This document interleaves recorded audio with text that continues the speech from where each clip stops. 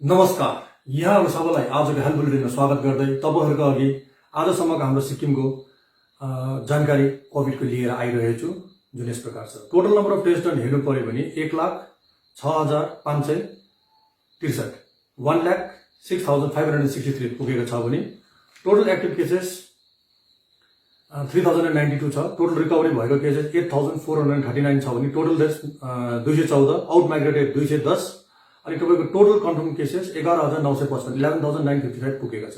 यसरी नै अहिले एसटीएनएम मा 19 जना एडमिट छ आईसीयू मा भने सीआरएच मा 4 जना एडमिट छ र एट प्रेजेन्ट यहाँनिर पेशेन्टहरु 141 जना एसटीएनएम मा छ भने 8 जना तपाईको मंगन डिस्ट्रिक्टमा छ अनि 69 जना सीआरएच मा एडमिट छ र 20 जना एसटीएनएम बाट आज घरको लागि डिस्चार्ज भएको छ भने होम आइसोलेसनको लागि सीआरएच बाट पनि 9 जना डिस्चार्ज भएको छ होम आइसोलेसनको लागि। र यसरी नै डिस्चार्ज भएको हामीले हेर्दाखेरि नाम्ची गर्ल्स कोभिड केयर सेन्टरबाट पनि 3 जना डिस्चार्ज भएको छ र एट प्रेजेन्ट हामीले हेर्नु पर्यो भने नर्सिङ स्कुल वेस्टको कोभिड केयर सेन्टरमा 8 जना, यो आइसोलेसन क्याम्पमा वेस्टमा 6 जना, पाल्दा स्टेडियममा 7 जना, खेलगाउँमा 16 जना अनि नाम्ची गर्ल्समा 15 जना एडमिट हुनुहुन्छ र यो होटलको समिट नम्बरमा 5 जना अनि गोल्डन क्रेसेन्टमा 4 जना, सिचेमा 4 जना एडमिट छ र आज टोटल हाम्रो 222 जना घरबाट डिस्चार्ज भएको छ। उहाँहरु पूर्ण रूपले न्यू रिकभरीजको हाम्रो संख्यामा गएको छ र अहिले भने साउथमा तपाईको 471 जना होम आइसोलेसनमा छ भने नर्थमा 61 जना, वेस्टमा 357 जना, रुरल इस्टमा 910 जना अनि अर्बन इस्टमा 1014 जना एडमिट हुनुहुन्छ र एक दिनमा भनेको 838 838 ले टेस्ट गरेको थियो। तर यसमा आरटीपीसीआर मा 658 ले गरेको 658 ले, यसमा 188 जना पोजिटिभ आएको छ। ट्रुनेटमा 12 जना टेस्ट गर्दा 1 जना पोजिटिभ, 168 ले तपाईको र्यापिड एन्टिजन टेस्टमा गर्दा 77 वटा तपाईको पोजिटिभ आएको छ। यसो गर्दा 266 266 जना नयाँ केसेस हामीले देख्दैछ। 158 चाहिँ तपाईको इस्टबाट छ भने 71 वेस्टबाट, साउथबाट 37 जना पोजिटिभ आएको छ आज। सो यो जो पोजिटिभ आएको छ उहाँहरुको डिटेल्स तपाईको अगाडि राख्न चाहन्छु।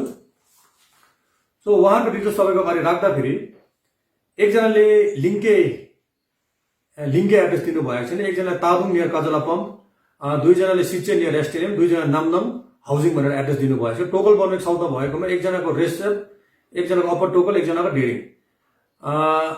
डारिङ भन्ने जग्गामा भएको छ। टिमी साउथबाट 4 जना मिडल तारको, 2 जना आइफल टार नियर प्राइमरी स्कुल, 13 जना चाहिँ तपाईको पेकु भन्ने जग्गाबाट पोजिटिभ आएको छ।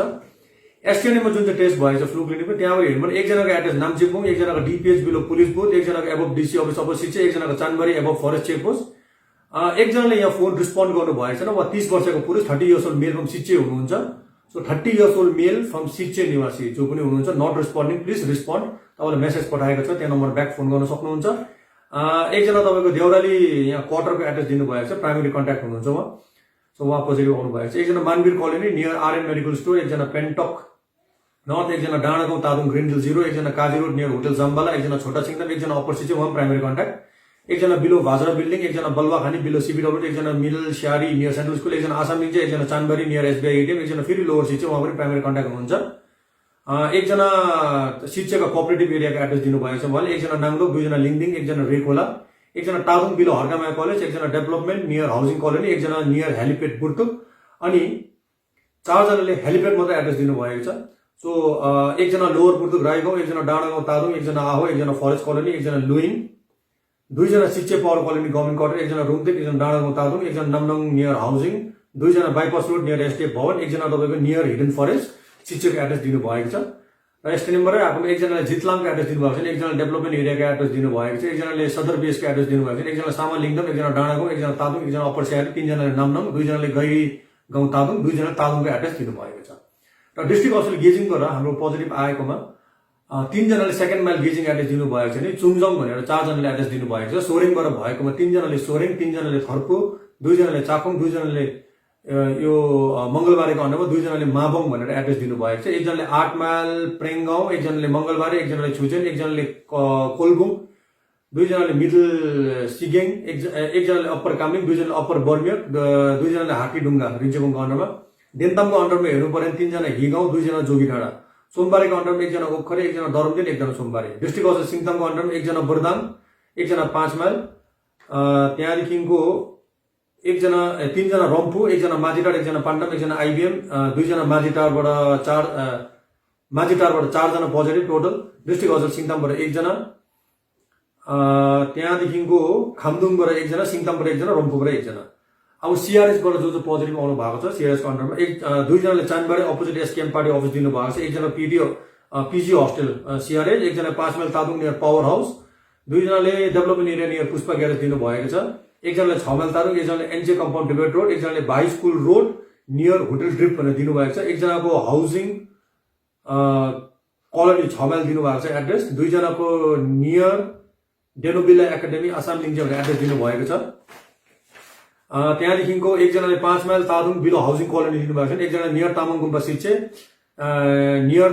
सिच्छेबाट फेरि एकजना, त्यहाँदेखि मुन्सी कलोनी डेभलपमेन्ट एरिया 3जना, housing colony near Sangram Bhawan development एरियाबाट 4जना, नियर पेन्तलुङ तामाङबाट 1जना, सामलिक मार्चकबाट 1जना, मार्चक नियर प्राइमरी स्कुलबाट 2जना, beside saint Paul church 5 mile तादुङबाट 1जना, लोवर आइबिएमबाट 1जना, दिचलिङ नियर रङ्गे स्कुलबाट 1जना, लोवर मार्चक नियर बिपिएसएसबाट 1जना, टिएनए क्याम्पस बाट 1जना पोजिटिभ आएको छ, एकजना डाँडागाउँ, एकजना रानीपुल, 2जना मामरिङ साउथ सिक्किम, एकजना एबब तामाङ गुम्पा, एकजना बिलो पिएनबी रम्फू, एकजना तादुङ कलेज भ्याली, एकजना सिसागोलाई बिलो कोलकाता हार्डवेयर, एकजना रानीपुल बजार, एकजना क्युजिङ रोड राबङला, एकजना तादुङ स्कुल रोड, एकजना पिजी हस्टेल सीआरएच, एकजना Tadong below Khangay petrol pump, एकजना बिलो सरस्वती मन्दिर तादुङ, एकजना स्माइल ल्यान्ड, 2जना स्माइल ल्यान्ड एरिया हो त्यो, 2जना चाहिँ तपाईँको सीआरएच डक्टर्स क्वार्टर तादुङबाट, एकजना 6 माइल तादुङ नियर भेटेरिनरी हस्पिटल, एकजना डाँडागाउँ तादुङ नियर ग्रिनडेल, एकजना देउराली बजारको एड्रेस दिनुभएको छ।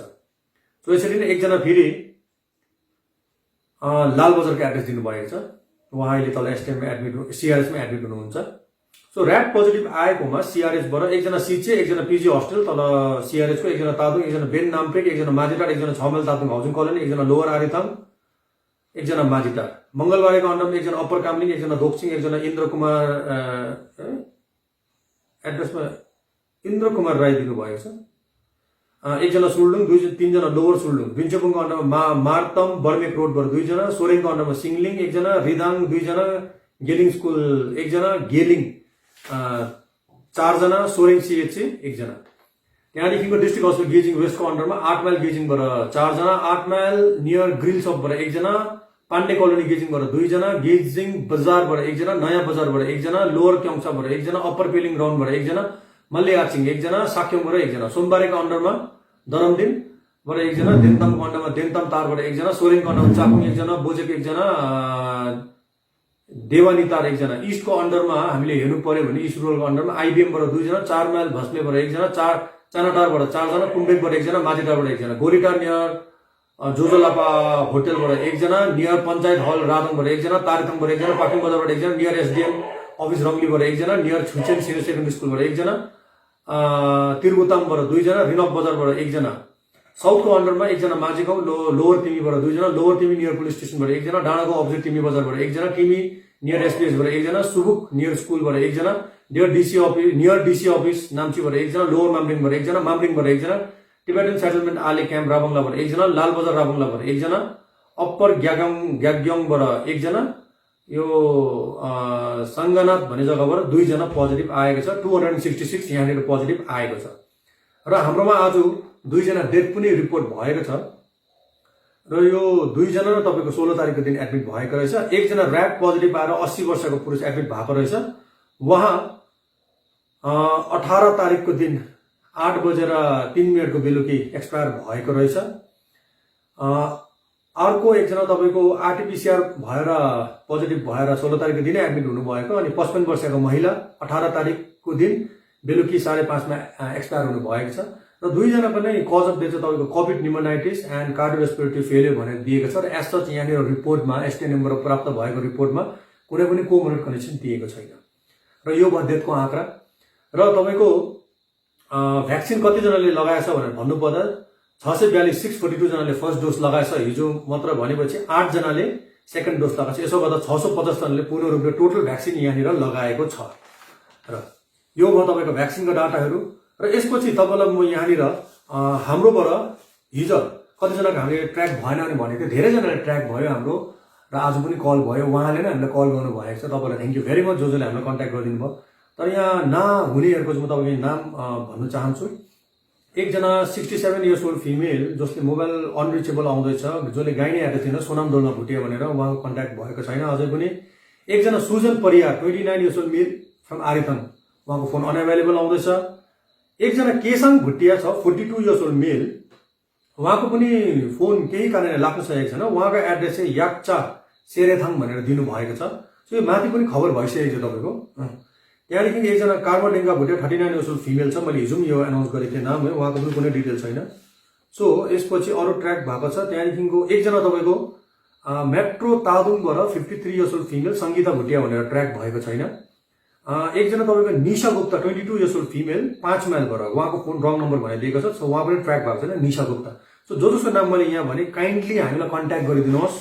र अर्को एकजना छ तपाईँको, यो अस्तिको दिनको थियो, मेट्रो पोइन्ट तादङबाट ट्रुनेटमा पोजिटिभ आएको 46 इयर मेल एके दत्ता भनेर, AK Dutta 46 year old male metro point Tadong. So उहाँले पनि हामीलाई कन्ट्याक्ट गरिदिनुहोस्। सो यो भयो तपाईँको हाम्रो डिटेलहरू तपाईँको अगाडि मैले राखेँ। र एक दुईवटा यहाँनिर जरुरी सूचनाहरू तपाईँको अगाडि राख्नुपर्ने छ।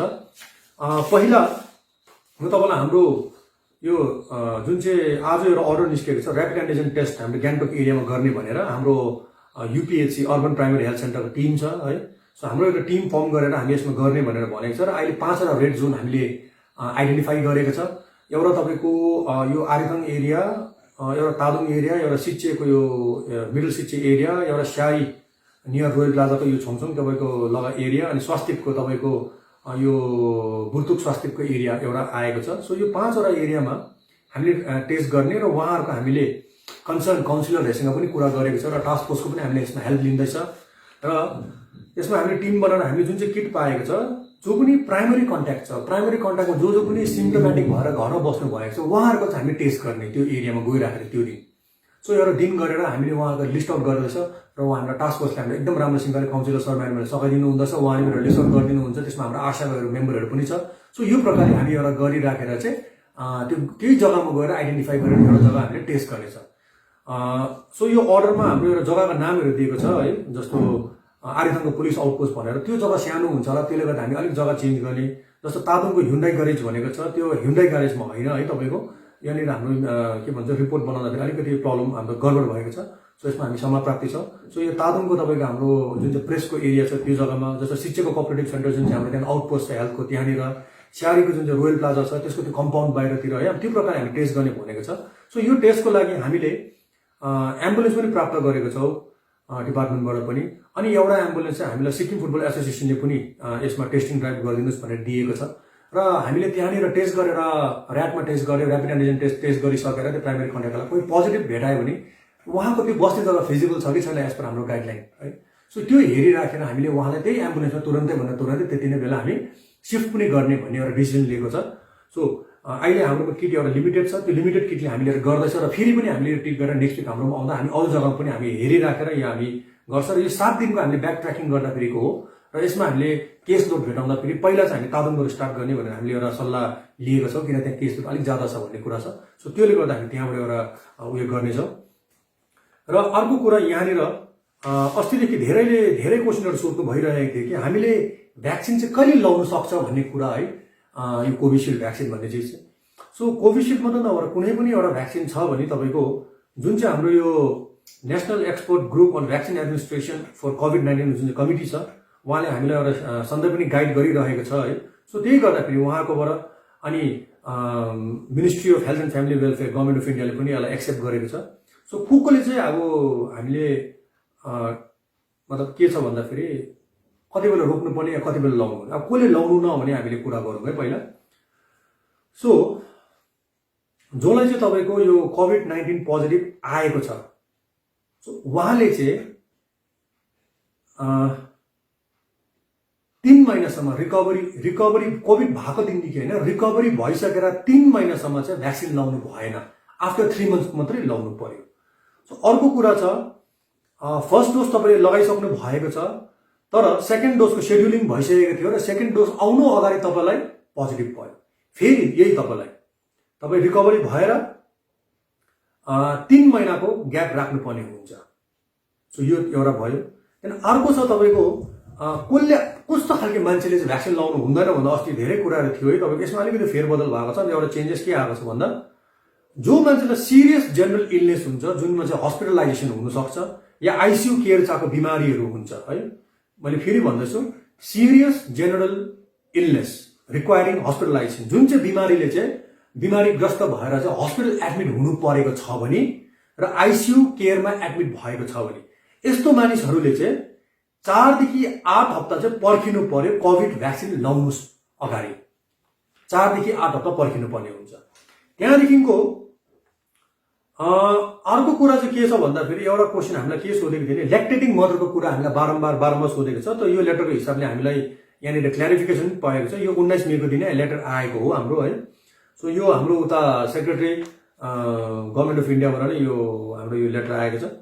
सो यसमा चाहिँ के छ भन्दाखेरि COVID-19 vaccination is recommended for all lactating women भनेर यहाँ पोइन्टै लेखिदिनु पर्यो। सो ल्याक्टेटिङ वुमन जसले चाहिँ ब्रेस्ट फिडिङ गरिरहनु भएको छ नानीहरूलाई, तपाईँहरू सबैले पनि यो भ्याक्सिनको लाभ उठाउन सक्नुहुन्छ।